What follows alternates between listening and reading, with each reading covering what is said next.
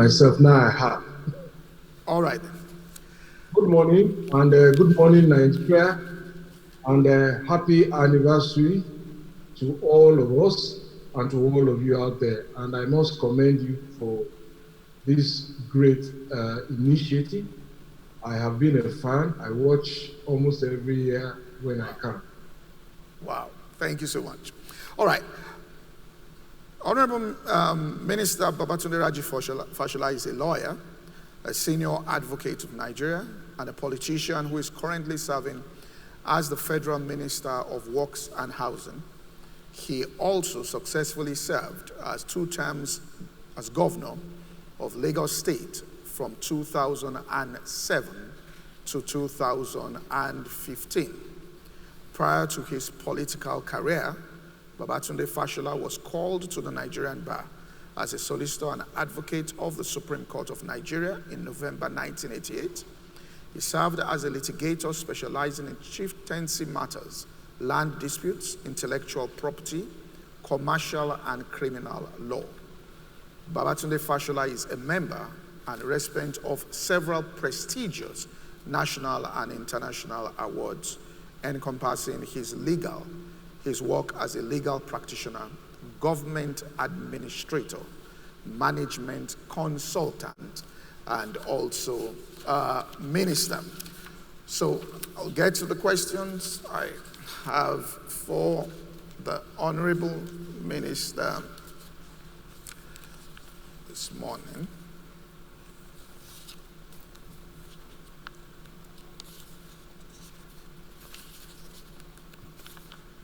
All right, I have so many things here. All right, sir. First question. The federal government initiated a road infrastructure tax credit scheme that allows eligible corporates receive tax credits for road infrastructure projects embarked upon, subject to terms and conditions.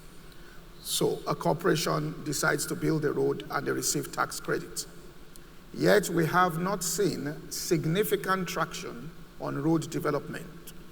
Will you consider more incentives to attract the private sector into the RITC scheme, or will you disagree with the conclusion here that we haven't seen significant traction on road development, okay, such as the ability to trade these tax credits on capital market in order to quickly realize value on the investment costs of the project? Thank you very much. Let me again use this opportunity to pay tribute to the memory of all of those who started the work of building this country, and those who sadly lost their lives in trying to give us a life and to give us a country.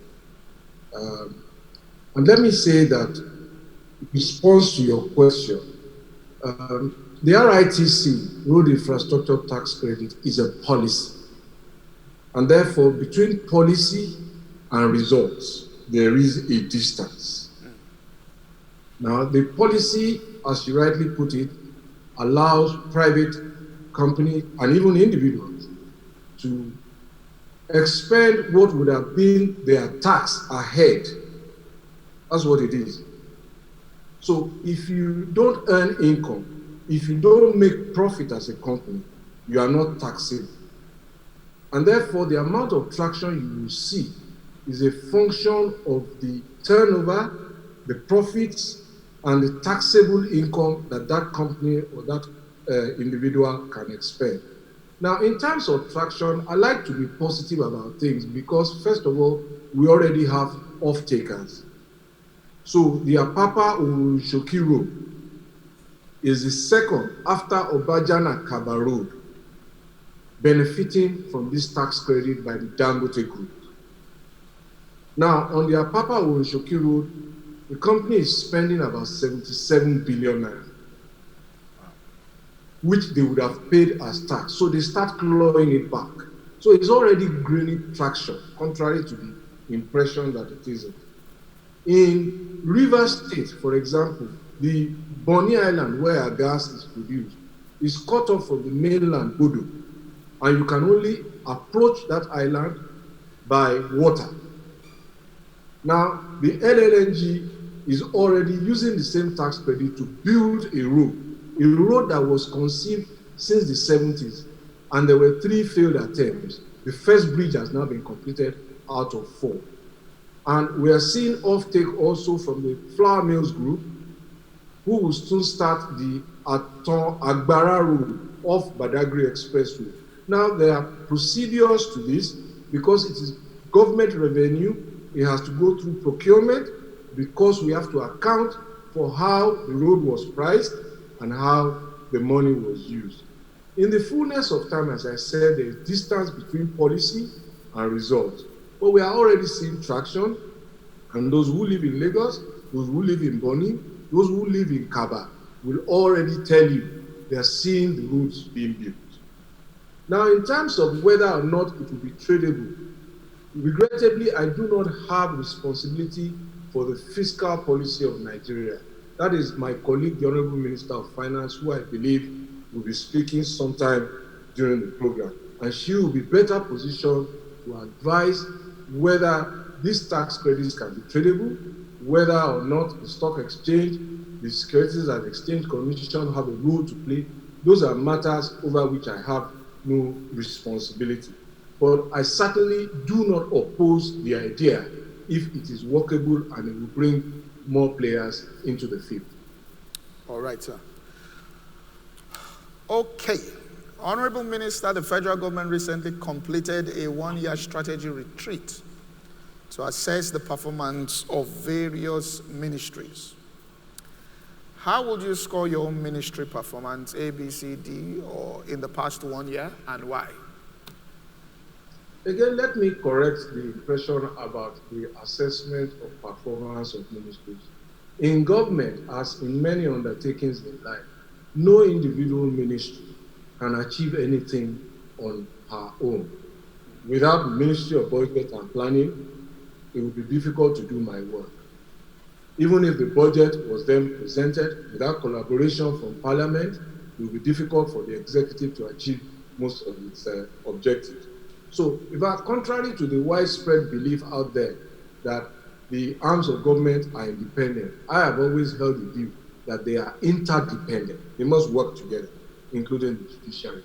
That said, what the retreat was about was to assess where government priorities and programs were.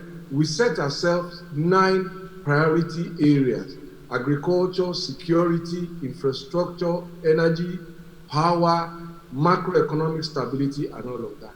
And the resolution that came from the retreat was that projects, policies, and plans were on track.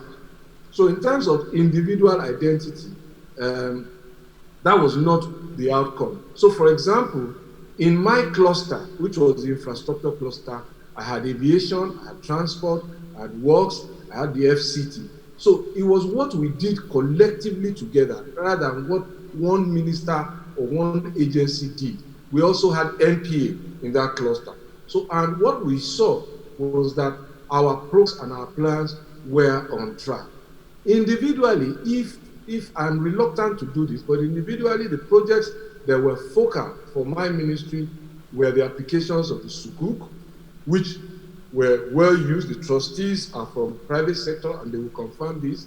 The progress of the second Niger Bridge, the Lagos-Ibadan Expressway, and the Abuja-Kano Road, all those projects were on track, and as we currently stand, they will be delivered before the lifetime of this administration expires. All right. Okay, as governor of Lagos State, your tenure was characterized by urban renewal, including PPP, public and private participation, and significant infrastructure development in Lagos. However, a lot of people will argue that you have not been able to replicate the same magic at the federal level. Is this a function of the finances of the federal government, the powers of a state governor, or the bureaucracy at federal level, or the political structure of Lagos State? Well, for me, governors, well, I'm happy first to hear after the fact that some people believe that we did something good in Lagos, and perhaps that's the tragedy of the Nigerian state. Uh, they didn't make me feel that all was well at the time. It's always perhaps after the fact, but it's good to know, and that our modest efforts were appreciated. But that said, government is not magic. It is the art of the possible, and our responsibility is always to continue to project hope. And perhaps those who felt that way must be made to now realize that what we expect of the Nigerian federal government perhaps lies more with the state governors and the local government. Some of the most basic things. And so looking for a federal government or a magic president perhaps is why we seem to have been disappointed. We're looking for the results in the wrong place.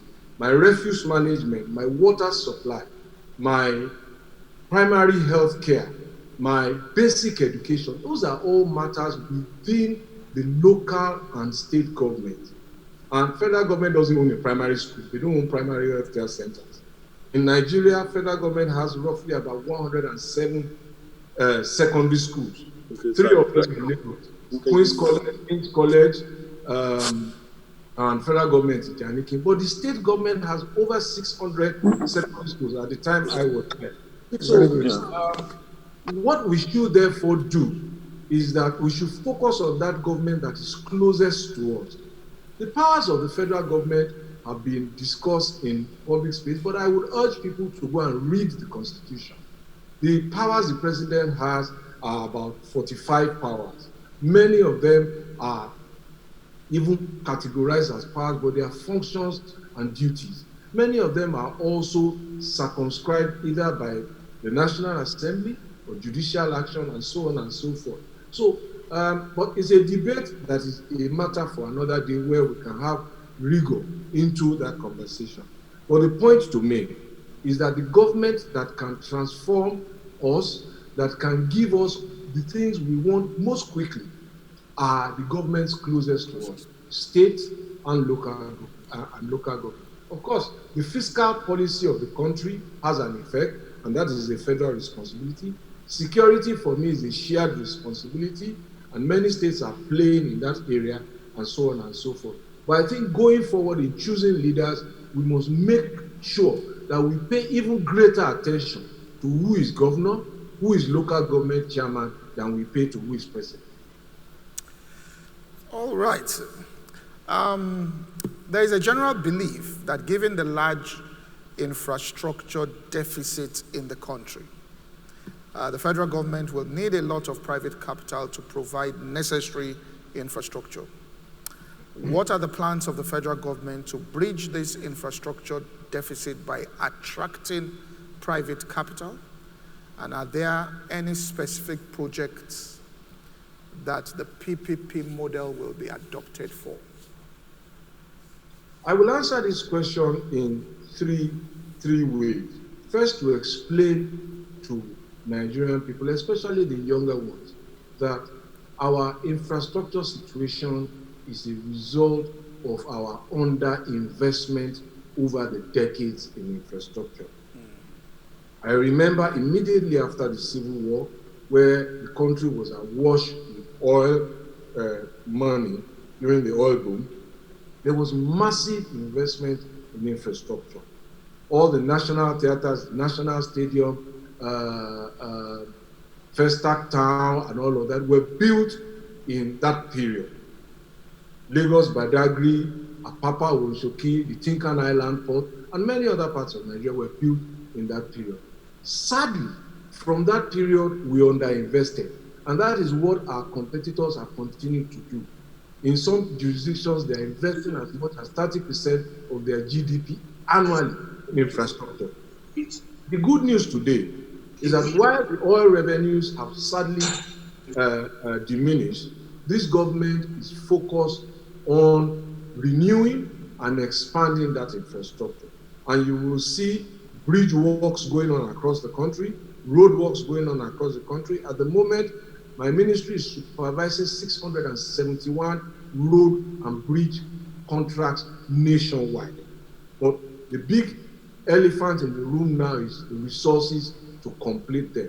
But even while they're in progress, we're seeing journey times reduced. We're seeing infrastructure doing its work of redistributing wealth across the economy. Lawyers are involved in agreements, banks are involved in issuing guarantees, laborers are involved, architects are involved in design, quarries are working, producing building materials, laborers are earning a living on the side, construction-related industries are supplying cement, bitumen, and that is how an economy works. So until the final piece of infrastructure is done, what is happening is a wealth distribution across the nation.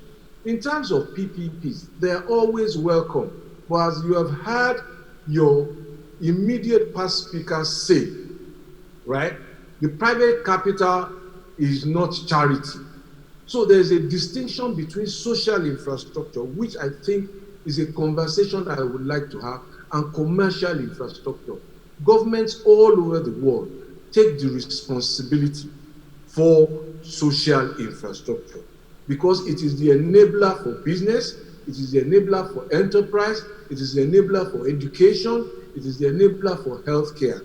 There are limited opportunities for commercial activity in infrastructure compared to the social infrastructure.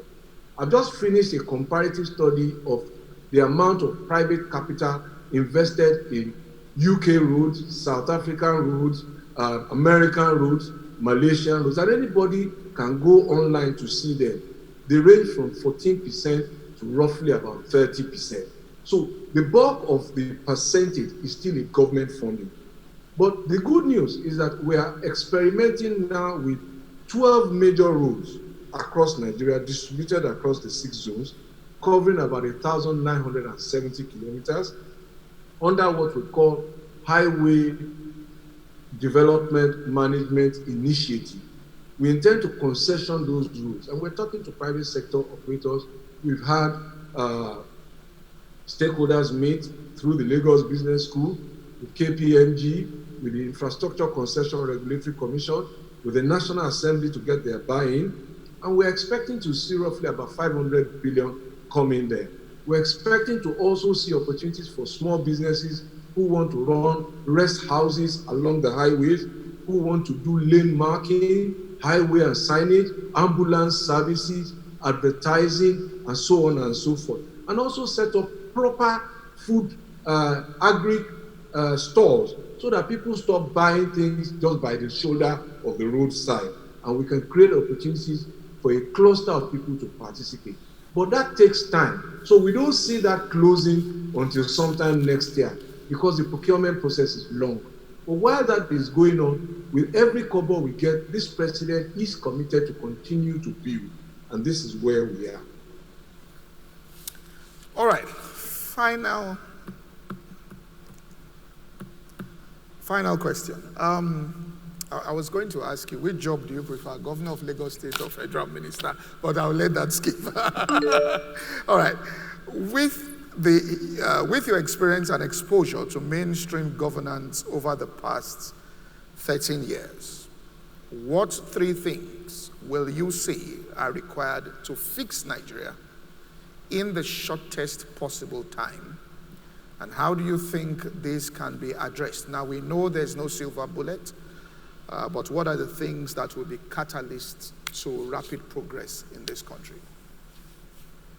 Well, I think I've addressed some of them, and I can't sit down here and truly prescribe things, but my own thoughts center around first the leadership recruitment process. And I do not, by this, join some commentators who say, oh, it's just leadership. But I think that all of us can be leaders in very small ways, just like you have chosen to lead by bringing us to an annual or biannual conversation about our country. It's a leadership responsibility that you have taken on. And many of us can lead without titles. And I've always advocated that. And we need to be more productive. There is work to be done.